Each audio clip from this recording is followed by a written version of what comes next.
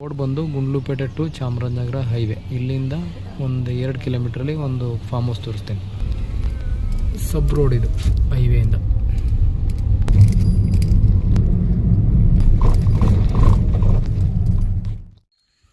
ಎರಡು ಎಕರೆ 10 ಗುಂಟೆ Chamarajanagar registration.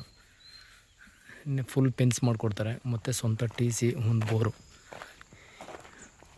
Farm house ಇದು ಇವಾಗ ರೆಡಿ ಆಗ್ತಿರೋದು.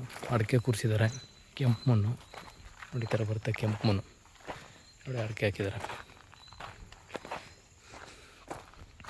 ಅಲ್ಲಿ ಕಾಣಿಸ್ತಾ ಇದೆಯಲ್ಲ, ಅದೇ ಒಂದು ಲೇಬರ್ ಸಡ್ಡು.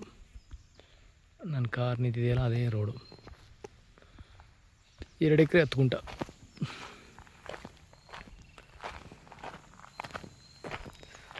ಅಡಿಕೆ ಮತ್ತು ತೆಂಗು.